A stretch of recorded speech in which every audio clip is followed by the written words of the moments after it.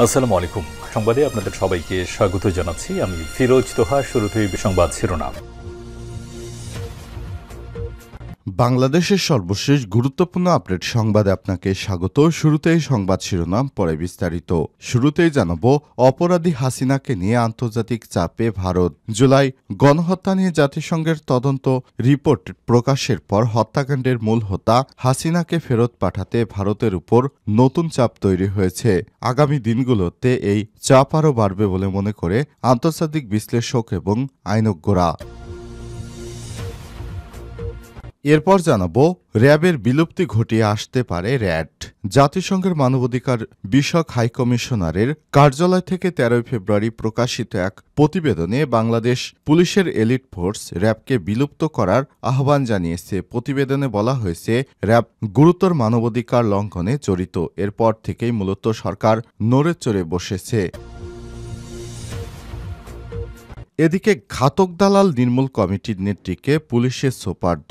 চট্টগ্রামে ৭১ ঘাতক দালাল নির্মূল কমিটির এক নেত্রীকে রাস্তা থেকে ধরে থানা পুলিশে সোপর্দ করেছে বৈষম্যবিরোধী আন্দোলনের নারী শিক্ষার্থীরা।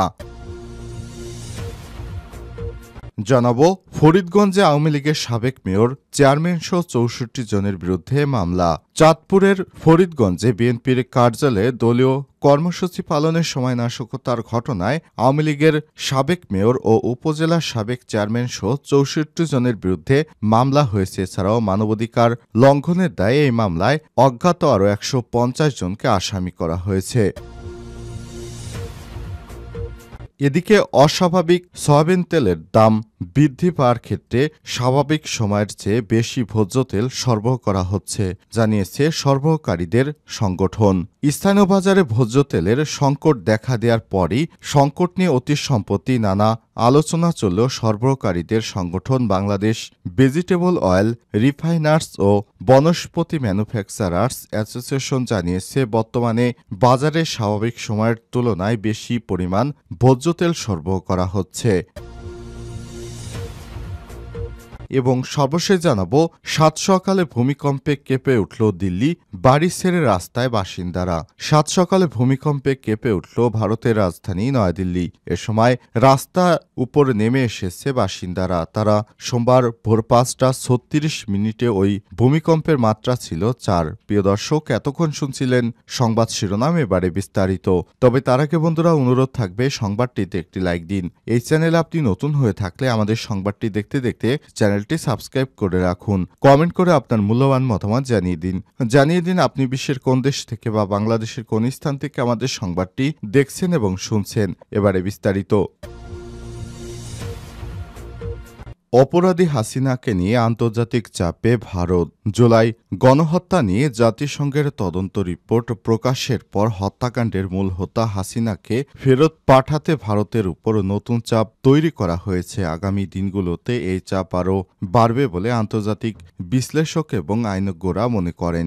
বিশ্লেষকরা বলছেন, হাসিনার বিচার প্রক্রিয়ায় জাতিসংঘকে যুক্ত করা গেলে নিশ্চিতভাবে ভারত চাপে পড়বে। জাতিসংঘের রিপোর্টে ভারতের আশ্রয় থাকা হাসিনা জুলাই হত্যাকাণ্ডের প্রধান খুনি হিসেবে চিহ্নিত করার পর অন্তর্বর্তীকালীন সরকারের প্রধান উপদেষ্টা ড মোহাম্মদ ইউনূস আন্তর্জাতিক গণমাধ্যমে সংস্কার নিয়ে সুস্পষ্ট জানিয়েছেন, আমরা শেখ হাসিনা এবং তার সহযোগীদের ফিরে এনে গণহত্যার দায়ে বিচার করব। অর্থাৎ ভারতকে এখন বিচারের জন্য হাসিনাকে ফেরত পাঠাতে হবে। বিচারের জন্য হাসিনাকে ফেরত পাঠানোর ব্যাপারে প্রধান রাজনৈতিক দল বিএনপি এতদিন একরকম নীরব ছিল। জাতিসংঘের রিপোর্ট প্রকাশের ২৪ ঘণ্টার মধ্যে দলটির মহাসচিব ফখরুল আনুষ্ঠানিক সংবাদ সম্মেলন করে বিচারের জন্য হাসিনাকে ফেরত পাঠাতে ভারতের প্রতি আহ্বান জানিয়েছে। বিএনপির অন্যান্য নেতারাও ভারতকে আহ্বান জানিয়েছে শেখ হাসিনাকে যেন ফেরত পাঠানো হয় এবং শেখ হাসিনাকে বাংলাদেশে বিচারের মুখোমুখি হতে হবে। জাতিসংঘের উদ্ধৃতি দিয়ে বিএনপি নেতা সালাউদ্দিনও বলেছেন, শেখ হাসিনা ইতিহাসের সবচেয়ে নিকৃষ্ট স্বৈরাচার খুনি এক ফ্যাসিস্ট সরকার ছিল বলে মনে করছে জাতিসংঘ বলেও ইঙ্গিত দিয়েছেন তিনি। র্যাবের বিলুপ্তি ঘটিয়ে আসতে পারে র্যাট। জাতিসংঘের মানবাধিকার বিষয়ক হাইকমিশন কার্যালয় থেকে ১৩ ফেব্রুয়ারি প্রকাশিত এক প্রতিবেদনে বাংলাদেশে বিপুল পুলিশের এলিট ফোর্স র্যাবকে বিলুপ্ত করার আহ্বান জানিয়েছে। প্রতিবেদনে বলা হয়েছে, র্যাব গুরুতর মানবাধিকার লঙ্ঘনের সঙ্গে জড়িত। এরপর থেকেই মূলত সরকার নড়ে চড়ে বসেছে। র্যাব বিলুপ্তির জন্য জাতিসংঘের যে সুপারিশ করেছে তার বিকল্প ভাবা শুরু করেছে স্বরাষ্ট্র মন্ত্রণালয়। জানা গেছে, র্যাবের বিকল্প হিসেবে পুলিশের নতুন বিশেষায়িত বাহিনী হিসেবে র্যাব নাম দেওয়া হতে পারে। তবে একাধিক নতুন নাম বিবেচনায় রয়েছে। বিশেষত এই বাহিনীর নতুন পোশাক ও মনোগ্রাম পরিবর্তন করা হবে। ৫ আগস্ট সরকার পতনের পর পুলিশের নতুন পোশাক নির্ধারিত হয়েছে। এলিট ফোর্স র্যাবে সেনাবাহিনী, বিমান বাহিনী, নৌবাহিনী, বিজিবি, পুলিশ ও আনসারের চৌকস কর্মকর্তাদের অন্তর্ভুক্ত করা হয়। এতে বাহিনীটির মধ্যে মনস্তাত্ত্বিক দূরত্ব রয়েছে। এই বিষয়টি এবার আমলে নিয়েছে সরকার। প্রেষণে অন্য বাহিনী থেকে সদস্যদের না এনে পুলিশের ১৬ ইউনিট থেকে চৌকস, দক্ষ ও সৎ কর্মকর্তাদের আনার উদ্যোগ নেওয়া হয়েছে। এই বিষয়টি অন্য বাহিনীতে নেতিবাচক প্রভাব পড়বে কিনা তা বিবেচনা করছে স্বরাষ্ট্র মন্ত্রণালয়ের জননিরাপত্তা বিভাগ। এছাড়াও পুলিশের এই বিশেষায়িত বাহিনীতে জবাবদিহিতা, স্বচ্ছতা এবং আলাদা তদন্ত কমিটি করা হবে, যাতে বাহিনীর মধ্যে কোনো মানবাধিকার লঙ্ঘনের অভিযোগ আসলে নিরপেক্ষ তদন্তের মাধ্যমে আত্মপক্ষ সাফাই করার পাশাপাশি দোষীদের শাস্তির আওতায় আনা যায়। তবে র্যাবকে বিলুপ্ত না করা হলেও এর মূল থেকে আগা পর্যন্ত সংস্কার করা হবে। বিলুপ্তি না সংস্কার উভয় বিষয়টি দেখভাল করছে স্বরাষ্ট্র উপদেষ্টা।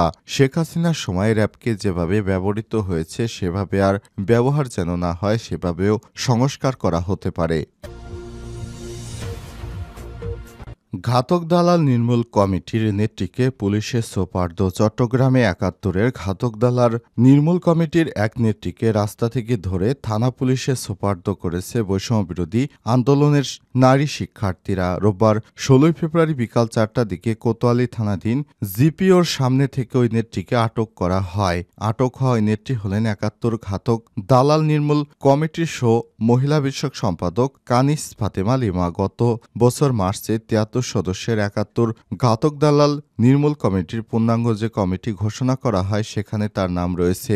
প্রত্যক্ষদর্শী সূত্র থেকে জানা গেছে, ৭১-এর ঘাতক দালাল নির্মূল কমিটির নেত্রীকে জিপিওর সামনে দেখতে পেয়ে ১০ থেকে ১৫ জন নারী শিক্ষার্থী তাকে ঘিরে ফেলেন। এ সময় ওই নেত্রীর সঙ্গে শিক্ষার্থীদের তর্ক হয়। শিক্ষার্থীরা তাকে আওয়ামী লীগের দোসর আখ্যা দেন। ওই নেত্রীর সঙ্গে আওয়ামী লীগ সরকারের একাধিক মন্ত্রীর ছবি রয়েছে বলেও সেগুলো দেখান শিক্ষার্থীরা। তারা বলেন, বিগত সময়ে মন্ত্রীদের সঙ্গে আপনি অনেক অপকর্মে লিপ্ত ছিলেন। এরপর সেখান থেকে তাকে নিয়ে ৩ মিনিটের হাঁটা দূরত্বে অবস্থিত কোতোয়ালি থানার উদ্দেশ্যে রওনা হন শিক্ষার্থীরা। যার সময় শিক্ষার্থীরা আমার সোনার বাংলায় স্বৈরাচারের ঠাঁই নাই বলেও স্লোগান দিতে থাকেন। এ বিষয়ে কোতোয়ালি থানার ভারপ্রাপ্ত কর্মকর্তা ওসি আব্দুল করিম জানিয়েছেন, শিক্ষার্থীরা এক নারীকে ধরে থানায় সোপর্দ করেছে। তিনি ৭১-এর ঘাতক দালাল নির্মূল কমিটির সভানেত্রী বলে জানতে পেরেছি। ওনার বিষয় যাচাই বাছাই চলছে। কোনোরকম বিষয় না জেনে আমরা আইনি ব্যবস্থা নিচ্ছি না, বরং আমরা তদন্ত সাপেক্ষে তার বিরুদ্ধে যথাযথ আইনগত ব্যবস্থা গ্রহণ করছি। ফরিদগঞ্জ আওয়ামী লীগের সাবেক মেয়র, চেয়ারম্যান সহ ৬৪ জনের বিরুদ্ধে মামলা। চাঁদপুরের ফরিদগঞ্জে বিএনপির কার্যালয়ে দলীয় কর্মসূচি পালনের সময় নাশকতার ঘটনায় আওয়ামী লীগের সাবেক মেয়র, উপজেলা সাবেক ২ চেয়ারম্যান সহ ৬৪ জনের বিরুদ্ধে মামলা হয়েছে। এছাড়াও এই মামলায় অজ্ঞাত আরও ১৫০ জনকে আসামি করা হয়েছে। রোববার ১৬ ফেব্রুয়ারি দুপুরে জুডিশিয়াল ম্যাজিস্ট্রেট আদালতে ফরিদগঞ্জ আসামি আদালত ফরিদগঞ্জ উপজেলা স্বেচ্ছাসেবক দল নেতা ইমরান হোসেন স্বপন বাদী হয়ে বিস্ফোরক ও অস্ত্র আইনে মামলাটি করেছেন। মামলার বিষয়টি নিশ্চিত করেছেন বাদীপক্ষের আইনজীবী অ্যাডভোকেট মোহাম্মদ আলী চৌধুরী। তিনি বলেন, মামলাটি বিচারক আমলে নিয়ে ফরিদগঞ্জের থানাকে তদন্ত সহ পরবর্তী আইনি প্রক্রিয়ার নির্দেশ দিয়েছেন। মামলায় উল্লেখযোগ্য আসামিরা হলেন ফরিদগঞ্জ পৌরসভার সাবেক মেয়র, উপজেলা আওয়ামী লীগের সভাপতি বীর মুক্তিযোদ্ধা আবুল খায়ের পাটোয়ারি ৭৫, উপজেলা পরিষদের সাবেক চেয়ারম্যান ও উপজেলা আওয়ামী লীগের সাধারণ সম্পাদক আবু জাহেদ সরকার ৬৫, উপজেলা ছাত্রলীগের সভাপতি, উপজেলা পরিষদের সাবেক চেয়ারম্যান খাজে আহমেদ মজুমদার ৪৬, বাকি আসামিরাও ফরিদগঞ্জ উপজেলা আওয়ামী লীগ অঙ্গ সংগঠনের নেতাকর্মী। মামলার বিবরণে উল্লেখ করা হয়েছে ২০২২ সালের ১ অক্টোবর বিকেলে আনুমানিক ৪টার দিকে উপজেলার কালীরবাজার রাস্তার মোড়ে দক্ষিণ পাশে সিরাজ সুপার মার্কেটের দ্বিতীয় তলায় উপজেলা বিএনপির দলীয় কার্যালয়ে কেন্দ্রীয় ঘোষিত প্রতিষ্ঠাবার্ষিকী কর্মসূচি পালনের সময় নাশকতা ঘটিয়ে বিএনপির নেতাকর্মীদেরকে হত্যা ও হামলা করার উদ্দেশ্যে বোমা বিস্ফোরণ ঘটায়। এ সময় বিএনপি নেতাদের হত্যার উদ্দেশ্যে পিস্তল হাতে নিয়ে উপরের দিকে গুলি করে আতঙ্ক ছড়ায় কয়েক রাউন্ড ফাঁকা গুলি ফায়ার করা হয়। এই ঘটনায় এলাকায় আতঙ্ক বিরাজ করে এবং আতঙ্ক ছড়াতে তারা এই ধরনের কর্মকাণ্ড করে।